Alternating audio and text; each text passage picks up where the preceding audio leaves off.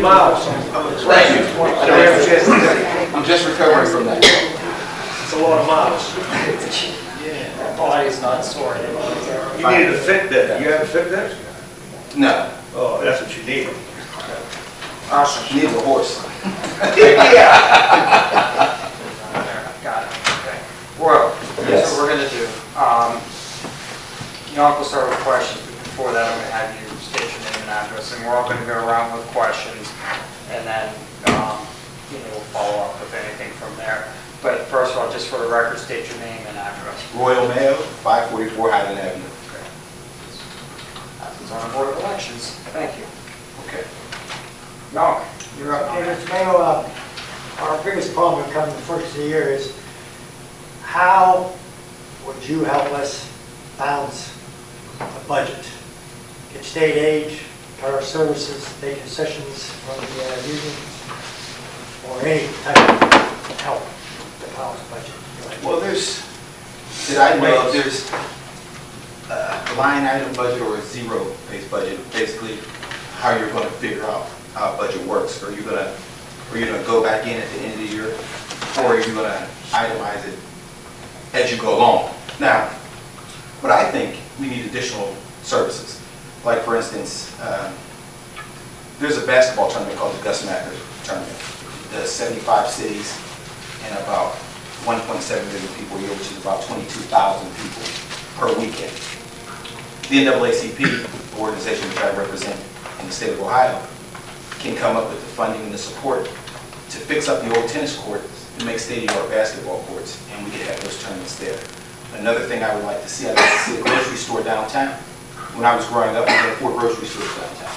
We had Collier's on the corner of 5th. We had 2 A&Ps, one over there where How About Home and one on Slacker South Street over there where the Volvo place is. And we had the Kroger's downtown. Now there's no grocery stores downtown at all. Now that's another thing, not only community service, but that's a job creator. And also down on Route 7, there's $6 million available, I'm sure the mayor's aware of it, for green space cleanup right now for this area. $6 million available, and you have until December 7th to apply for it. We can use that money to clean up some of the spaces, and a food group like Darden Food Group could be invited in to put more restaurants. We're the county seat.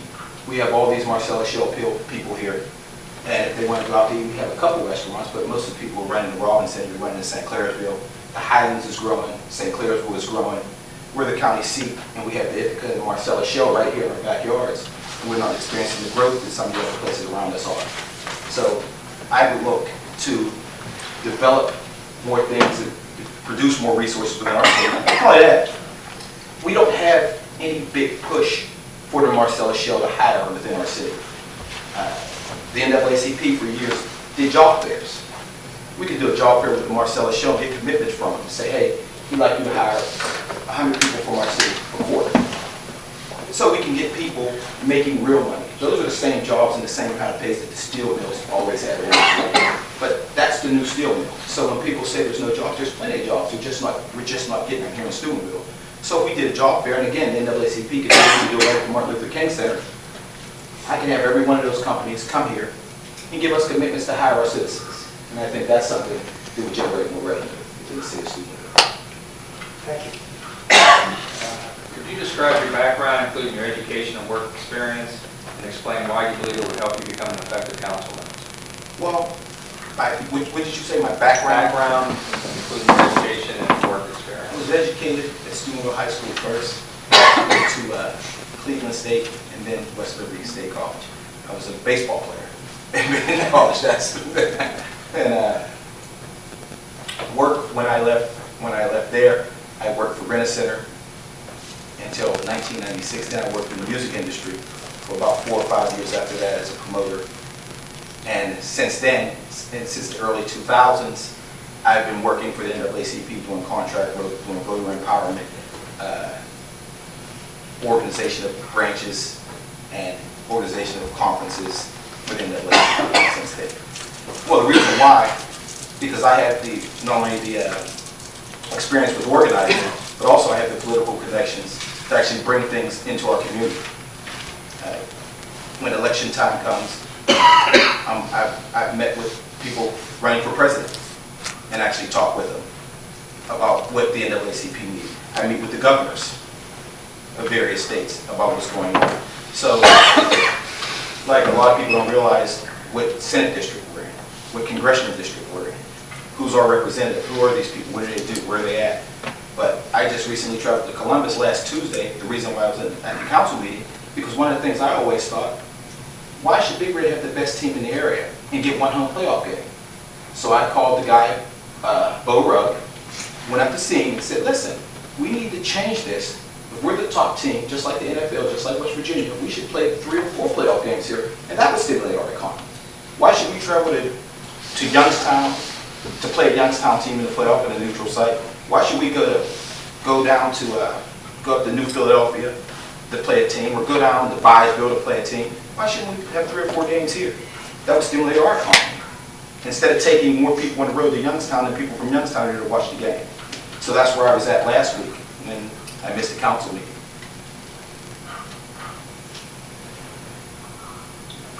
Okay, good. Okay. Your ward, the biggest assets in our city, sits in your ward, Franciscan University. I'd like to know your view of the Franciscan University and its role in the future of our city. Well, I think education is the key. Like when you talk about poverty, when you talk about unemployment, you talk about crime, the way I look at it, what I've learned through the NAACP, that poverty is the problem, and the things that come from that is crime. And how do you eliminate that? Through education and employment. So I look at Franciscan University along with Eastern Gateway, Steubenville High School, one of the best urban school districts in the state. The Catholic Center, but you have to pay to go there. You have to pay to go there. I'm talking about when we buy for free. You know, right? Yeah, I'm yeah. enjoying that. I'm sorry. So I look at that as a key, but one thing I learned, I had a meeting also with this is a group called the Ohio Foundation of Independent Colleges. And through the NAACP, we have a program we're working on them to provide scholarships for poor kids, black and white, to the 34-member schools. One of them is Franciscan University. So I'll be working with them, along with the other schools, the Worcesters, the Otterbeins, and all the private schools around Ohio, to provide scholarships and education for the poor kids of our communities. And Franciscan is one of the schools I'm going to be working with. But I would like to see them diversify a little bit more Franciscan, because out of 34 schools, they have the least amount of diversity. And we have 3,000 people of color in Steubenville. They should be able to have more diversity on their campus. So I'm going to be working with them to kind of see if we can correct that.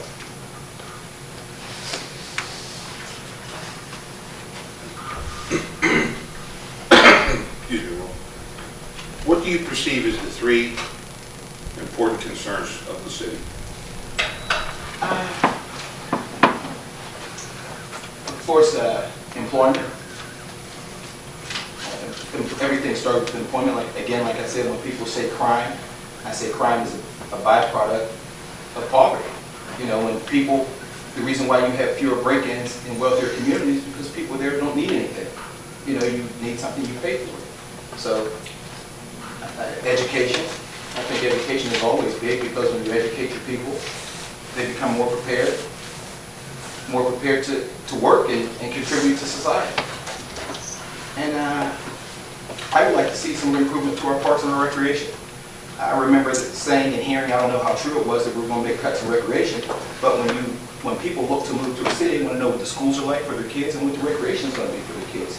Because if you don't have those things, people are not going to come into your community. So, in my eyes, I think those are the things that we need to work on. Thank you. All right, Earl. As you know, everybody's probably tired of hearing it. You're the first one that heard it. Everybody else heard it a couple times now. We have a river that runs through this town, okay? But yet, we're talking about water rate increase.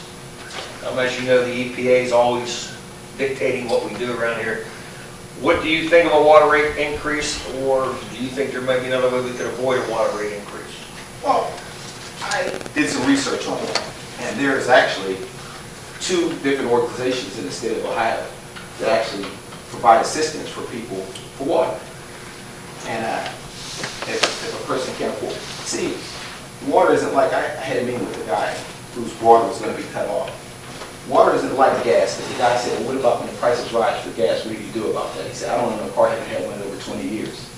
But water is the substance of life. Everybody needs water. It's not, I've heard this in these meetings that, well, if you don't have water, you can't live in a house. So there's no requirement to have a car.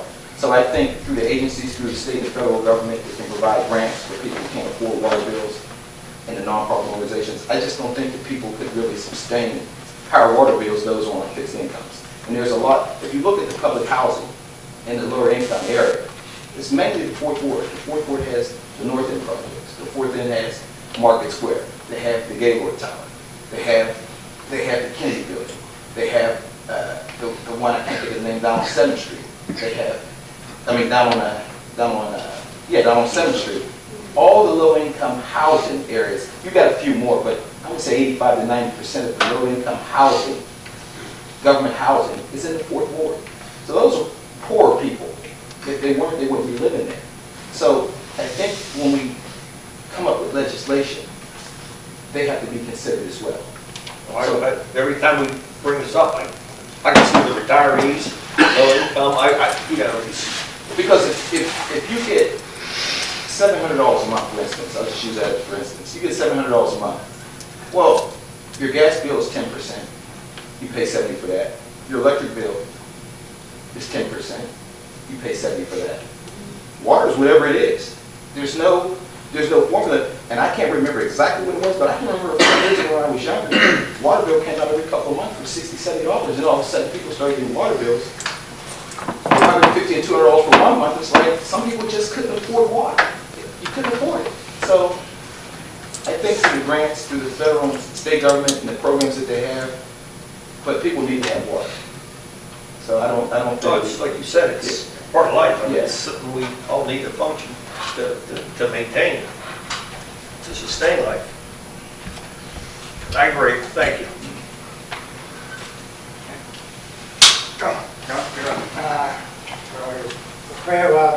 Do you owe any back taxes or liens to any government agency, including federal government, state, city, RETA, water bills, or property taxes? Not that I'm aware of.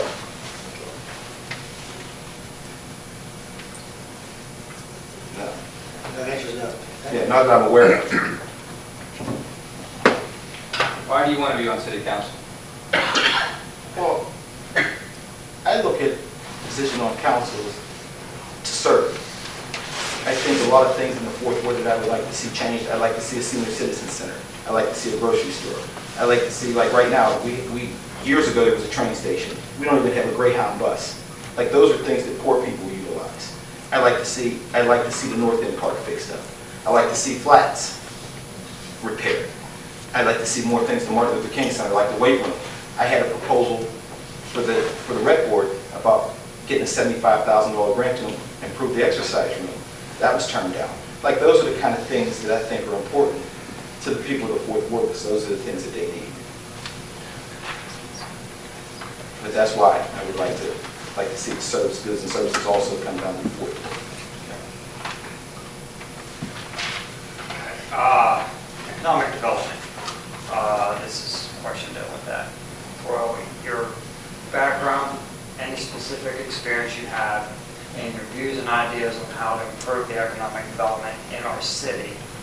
And finally, the end of it is the role that the Port Authority plays as our partner in economic development.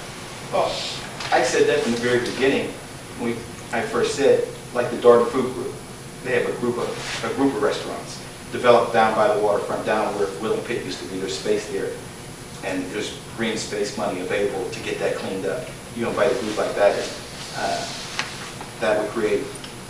You go to a place like Red Lobster, or go to a place like Bahama Breeze, they may have 50 or 16 employees there, 5 or 6 managers, all making $50,000, $60,000 a year. You look at, like I said about the job fairs, you invite Chesapeake Energy, or you invite American Energy Partners, and they're inviting the student and say, hey, here's what we offer. And what about a job fair to get some of the people who already live in Steubenville hired instead of importing all the employees who come stay in a hotel for a few nights and then go back home with their paychecks. So I think with the resources that we have in this area, with the amount of money that's being generated from the Marcellus and Cashel, I think we can make a big turnaround in Steubenville, but we just need some of the people here. And we need to offer goods and services for them to want to stay here.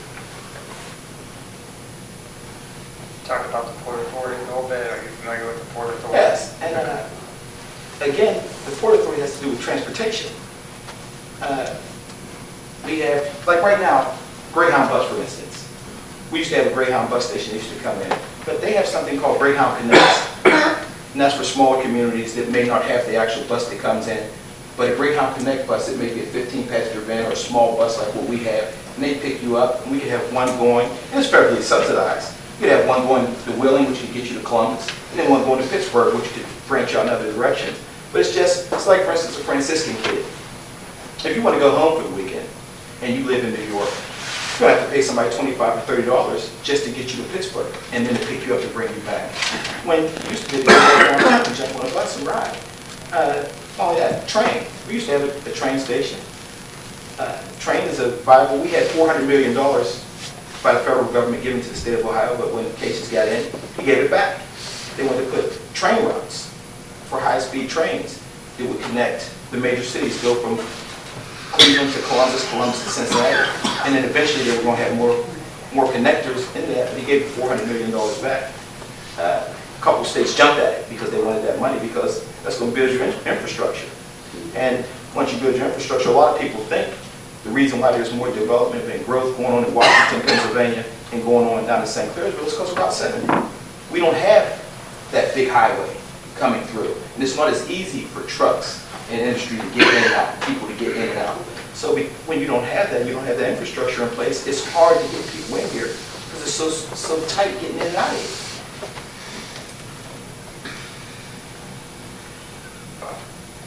No, I get just the one question. Yeah, we need like a Route 70 through here is what they're talking, Yeah. what you're getting at. Yeah, I agree, and something like a corridor or something. But they were talking about doing one from here through Cambridge. You're right. And I think that would bring a lot more Yeah. development in our area. With that being said, all right, at one time I said when the previous city manager was here that I thought maybe we should get rid of the marina, sell it, because we were in financial difficulties. Looking back, I think I made a mistake. What would be your vision for that marina? I think it's a great thing. We repainted it this year, and probably gonna need it again next year, but what do you see? I remember years ago, a mayor in New York, when New York was in its worst shape ever, and they were talking about selling parts of Central Park because it's so valuable. But the mayor said, this is for the people, and we're never going to sell it. We'll eventually recover. That's the same thing I felt about the golf course, and that's the same thing I feel about the arena. You have to have things in place in your city for the average citizen, the person who can't just get in his car and take his family to Pittsburgh. And so I would like to see, if you've ever been down to Wheeling and seen, they got an amphitheater and they got development on the waterfront. That's why I thought it was a bad idea to put a jail on the waterfront. I thought it'd be better to put something of entertainment, something to attract people, and why not just spend a few $1,000s for a piece of land somewhere that's worthless and build a jail. So again, I think we should turn that into something to entertain the people. Entertain the people if people want to go down there. So if we had the fireworks like we did a few years ago, down on the waterfront, it's a nice place for people to go, nice place for you to sit. And I think doing those kind of things attract people to Steubenville, people from Texas or Oklahoma who are moving here, or people from Franciscan who are here that may end up staying. If you put better things in place, things that are more pleasing to the eye, more entertainment, more things for people to do, I think people will stay here. Good, thank you. Now, if you don't obtain this job, will you be a candidate in the next election? Yes. Each applicant had the option of submitting to a background check. You're the only candidate that did not submit to a background check. Could you explain why? Yeah, because I thought it was invading my privacy. A friend of mine asked me to submit to a background check, and I don't mind any of you seeing it. over Jobs and Family Services because they run a daycare business. I was their backup person. But I thought it was way out of line to ask somebody for their medical history, to ask somebody for the things that list asked for. Honestly, I thought it was illegal to ask somebody, what's your medical records? We want to know if you've ever been to, because nobody here had to submit to that. As an elected official, that's not part of what you have to do. So I thought it was kind of a little intrusive to ask the person. So that's why I didn't do it. But again, I got a thing from Jobs and Family Services with my background, my criminal background check. If anybody wants to see it, I'll be happy to show it to them. But for me to just sign a piece of paper that enables people to just look at anything they want and then say, we're just going to use it, I wasn't doing it.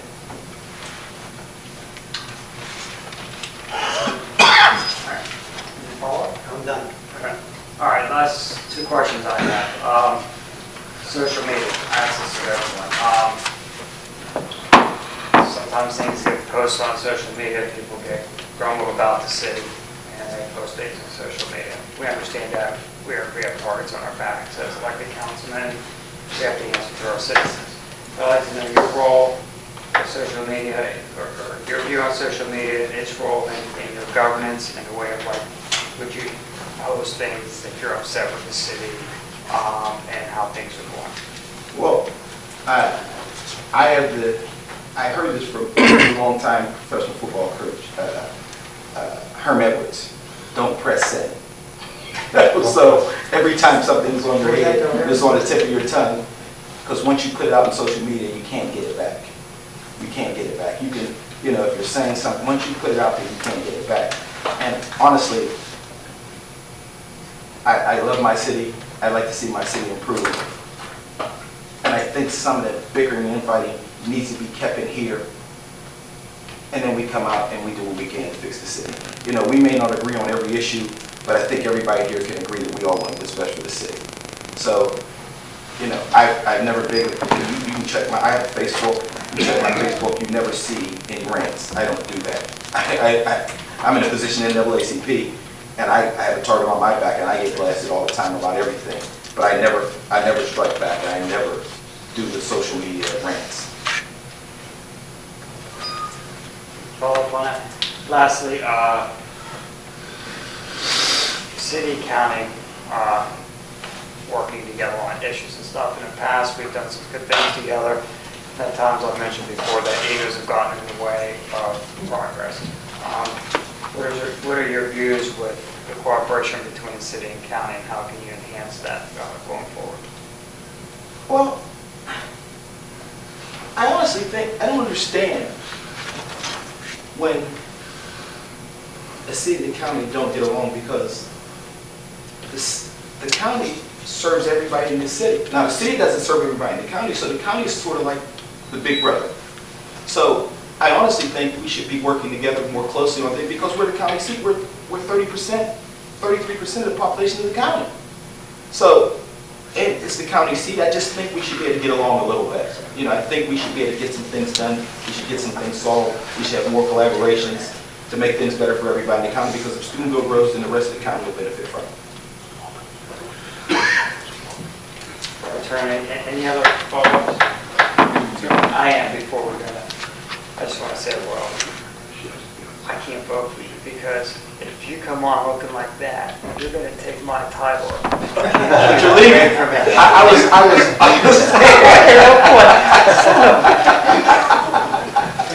Honestly, and more seriously, This is my best suit, though. I'm there you go. That's the best you got in your arsenal.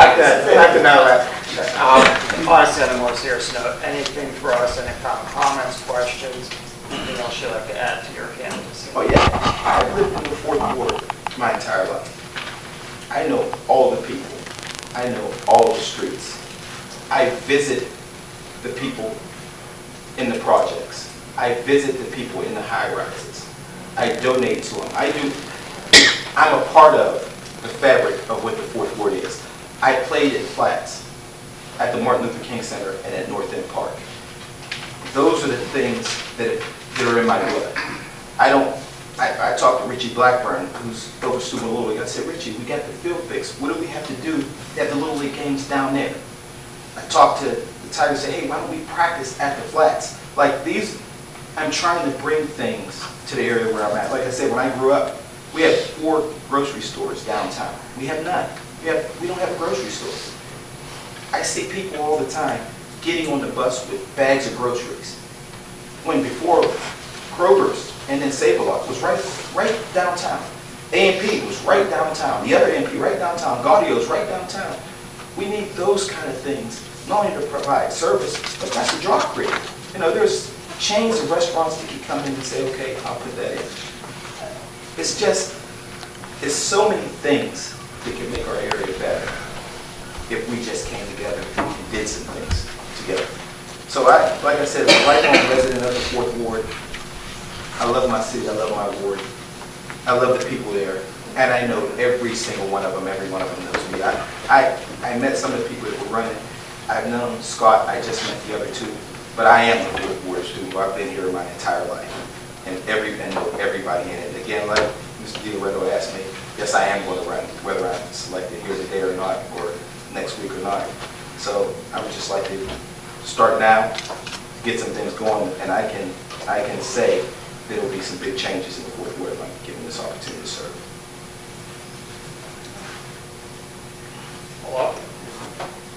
Well, we would like to take this opportunity to thank you for applying and taking your time out this evening for this interview process. As you already mentioned, next Tuesday, City Council is scheduled to hold a vote to make a decision on the replacement.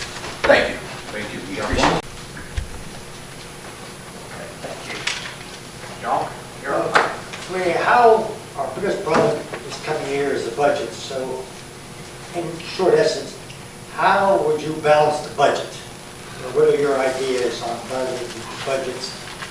Everybody wants to cut services, concessions, we got money cut from the state, we got money cut from the state, we might need concessions, so forth and so on. So what are your thoughts in short span? You really can't cut services any more than what you already have, because then you're gonna have your... There. Huh? Nothing there. I know, there's nothing there, and then you're gonna have your citizens complaining all the time, you know. Without actually looking at the budget, you're just gonna have to, I mean, personally, you would have to look at it and say, okay, what can this department do without for now? What can that department do without?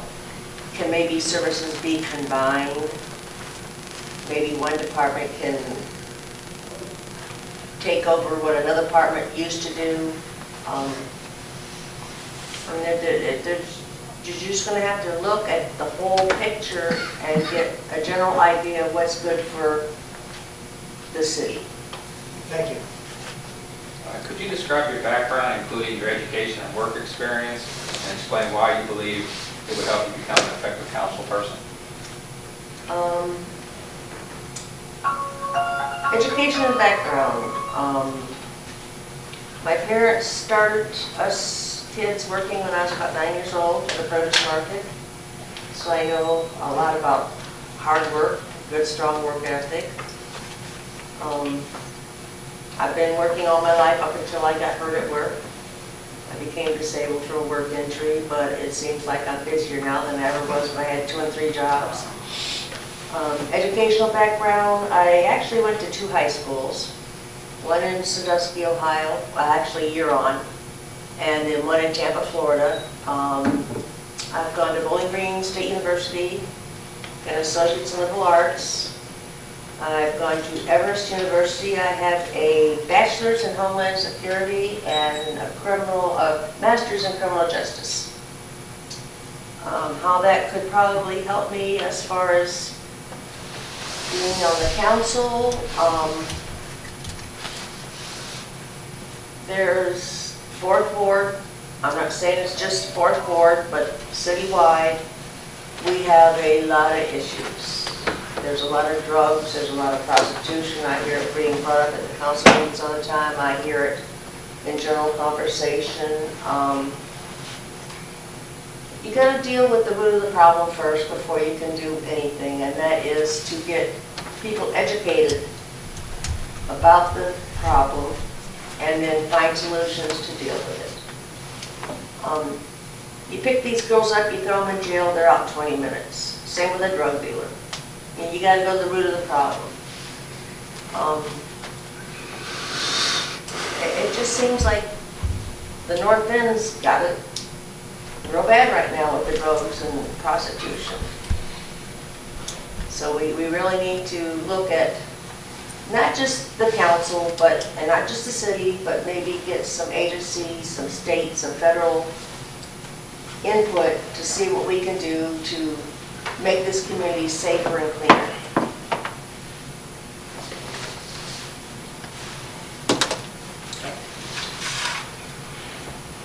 The fourth ward, biggest asset you have, and the fourth ward we have in the state of our big asset is Franciscan University. Which are viewed at Franciscan University and the role that they have in the future of our city. They have a big input in the city now. They could probably have, I'm assuming because of all the activity going on up there, that there's going to be even more input taxes, whatever, coming into the city. It's a good partnership, but along with that comes the seasonal flux of the kids in and out. You know, I know that when PBC was up there, they had problems with the kids. It might have been cleared up by now. I haven't been up there in the last year or so to check it out, but I know it's all mostly like dorms now. They're bringing in a lot of business too, which I think is good for the community. Not just Fourth Ward, but the community as a whole. We need that. We need to bring businesses in, small, any kind of business, and to get them to stay. That's how you're going to get everything growing and moving and getting things improved and getting the tax base to have the things that we're having to cut short now. It's a long-range project, but I see it as being doable. And what do you perceive as the three most important concerns facing our town? Our town, jobs, the crime, the drugs. That's the three that I see the most, because I walk these streets quite a bit. I think most of you know my ministry, so I'm on the streets day and night. I see what goes on. I see the drugs. I see the prostitution. I see it just destroying this town. Not only the lives of our citizens, but the town itself, because nobody wants to step up and say, hey, quit doing drugs on my block. You know, get out of my neighborhood. I'm block watch captain now for my neighborhood, so I've even got a bigger eye out, you know, and I'm not afraid to run them down either. You know, we need to get a grip on this drug situation, and it's just rampant. And it's like they don't care. You know, and I know the police are doing everything they can, but without the citizens stepping forward and saying, look, we're not taking it no more. We need to take our streets back. You know? They're scared. They really are scared because, you know, my Fourth Ward, my street especially, a lot of elderly, a lot of disabled, you know. They don't want to put forth that call because they're afraid of retribution. And I went the other day and I walked all across 5 or 6 blocks up and down from Franklin down, passing out the stuff that United Way has. You know, the 211, the 800 number for the crime tip, because I want to make my area safer. So. Thank you. Thank you for that. And, as you know, we were discussing here a couple weeks ago, and it's brought up that we might need to have a water rate increase. As you know, we have a river runs right through town, with the EPA and everything, you know, on our back, and not only that, but other things. there's a possibility we might have to have a water rate increase, and with that being said, can you think of any other way to maybe curtail this increase, or some ideas? I don't know the specifics of exactly how the water coverage was and why they charge X amount of gallons, whether they're being used or not. I hear a lot of complaints from people that you're getting charged X amount of gallons, even if you don't use it. You know, to me, that's robbery. You know, you're making someone pay for something that they're not even using. It's if they use it. You know, maybe we need to go back and look at things and say, okay, if you're gonna use the X amount of dollars, fine, you'll get charged for it. But what if they use less than that? Why should they pay what they're not using?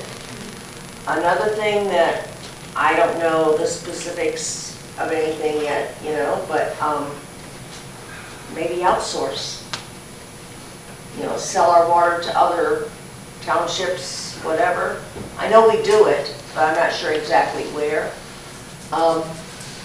Maybe have another supplier coming to town for the, you know. And then there's several options you could follow. Privatization, Yeah, regionalization, yeah, I said it that time. good. But I know there's been a lot of complaint citywide about the water bill. You know, it's just something people want to complain about, but we all need water, you know, we all need the services. Maybe we need to start thinking outside the box. Well, we are, you know, a lot of our Yeah. people are on a fixed income, and also we have people that are low income.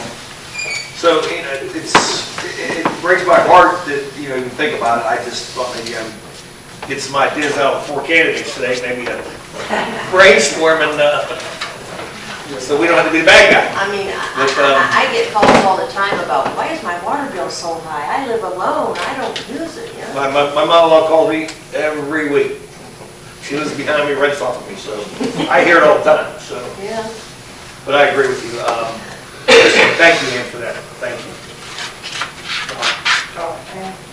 Do you owe any back taxes or liens to any government agency, including federal, state, city, which is RETA, which is our income tax, water bill, property tax or anything? Whether these groups are paying federal taxes go. Squeaky clean? Squeaky. Squeaky. Oh, Squeaky. the RETA tax, I don't think, because I'm disabled, I don't You don't think, pay it. I don't pay it, no. I don't pay property tax, I don't own anything. Okay, thank you. Well, why do you want to be on city council? In a nutshell, I like to serve. I like to help people. Because we could be here the rest of the night if you really want to hear everything. But you like to pay. Yeah. But I just like to help people. And I know what it's like, like I said, a lot of the people in the fourth ward are elderly, they're disabled, they're poor, you know, so been there, done that. You know, I know what they go through.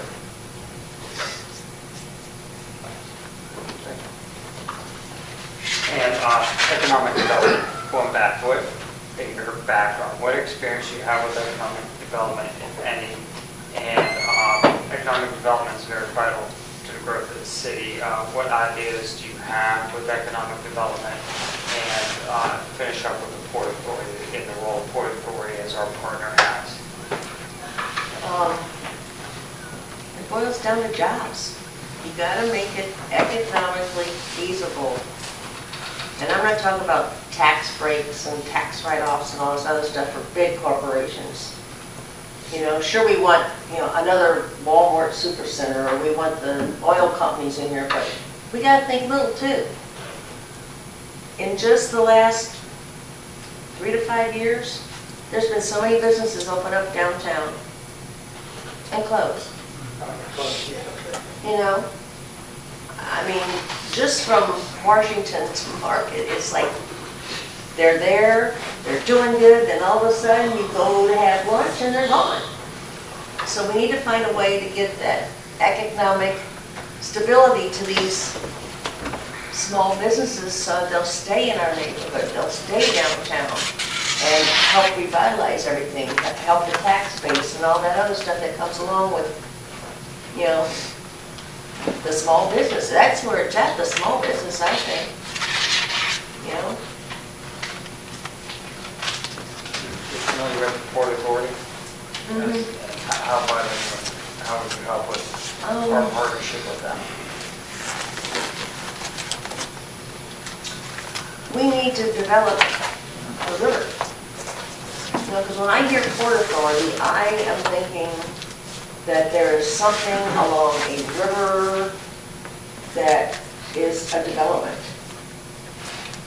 You know, I think there used to be something down there many, many years ago, just before you get to the marina. There used to be a recycling place down there. They got taken down there now. But that whole area could be developed.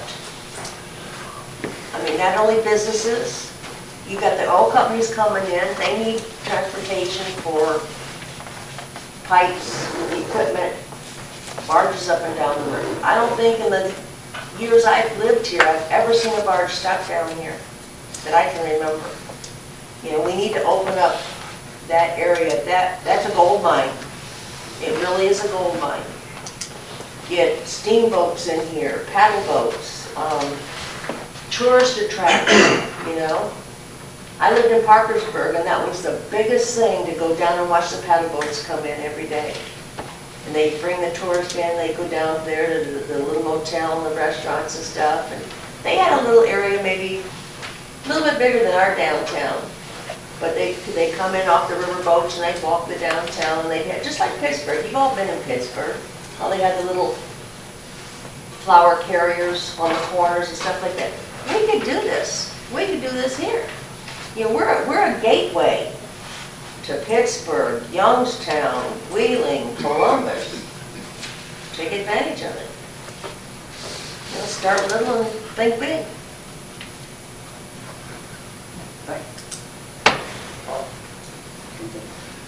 Well, she kind of hit on, I was about to say, she kind of hit on the marina. I mean, it's, I was going to ask you about the marina, but you already have a vision and you already went that way. Do you know the boundaries of your ward? Yeah, I got my map. Okay.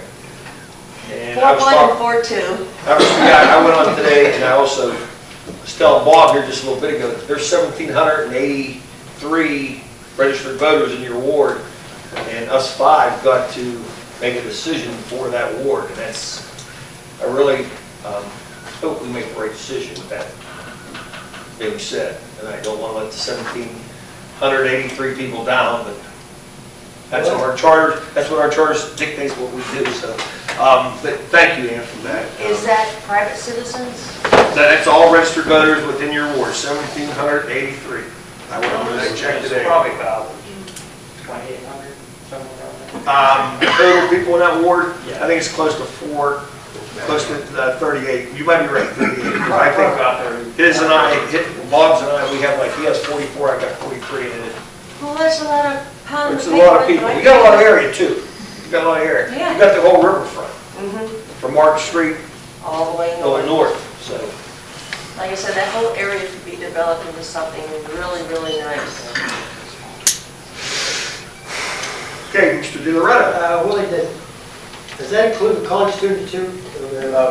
Most of the college students, I have a space carved out at the hotel. Especially where they're working on right now. Yeah. That's the ward. It's That's- kind of that's- surprising. So that includes college students, 2,000.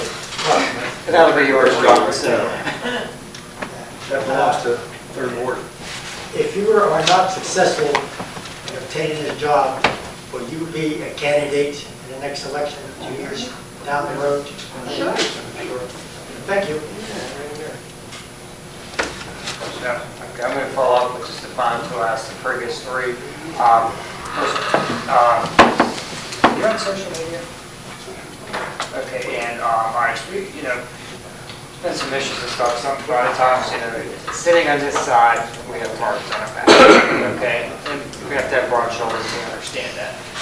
But a lot of times the city does things that maybe people aren't happy with, and, you know, maybe they're rightfully justified that we couldn't do it, or maybe wrong.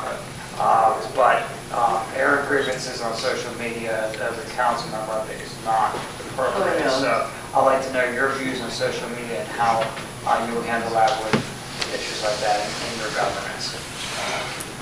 If I was fourth ward, what, like Vegas, what goes on in Vegas stays in Vegas. You know, what we discuss here, even though it is a public forum, but what goes on here stays with me. I wouldn't blast it, what they call it, you know, I wouldn't blast it. I might remind people, you know, we got a council meeting, such and such a date, come, That's fine. you know, stuff like that, but I wouldn't, believe me, if you knew what was inside here, We have a Facebook page for the light on night, so Yeah. those are positive things. I can keep secrets. Let's just say that. Lastly, county-city relations. Through the years, and I've said it to everyone else, we've made some real good decisions and partnerships together, and at times, egos have gotten in the way of progress. How do you feel your work with the city-county relations, and how can that be improved? We're the county seat for the county, they need to get along with us. Anytime you have two political bodies trying to work together, you're gonna have friction. You know, and like you said, egos will get in the way, and people get a puffed up head. It's like, no, you work together for the good of all. You know, it's not all about one. It's not all about the city. It's not all about the county. It's about the good for all.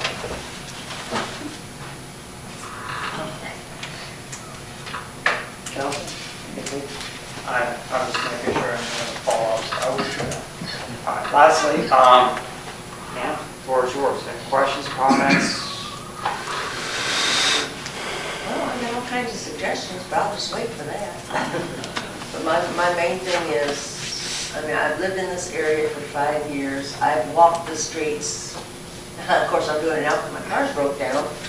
But I walk the streets a lot. You know, from Franklin on down, I see a lot of stuff. And of course, I'm, you know, making the phone call, taking down the plate number and all that, because I'm not afraid of them, you know? And I think once we get a little bit more the citizens involved, and let them know that we're really trying, it's not just lip service, that they'll start coming forward and getting these drugs and some of the problems cleaned up citywide, you know, so. Thank you very much. Thank you, Barry. You want to, how you've done it? Well, first of all, ma'am, we want to take this opportunity to thank you for applying for the fourth ward position and spending an evening with us. It was enlightening, and quite frankly, I know there's a couple of candidates left here. I'm sure it's going to be a very hard decision for the members of council next Tuesday.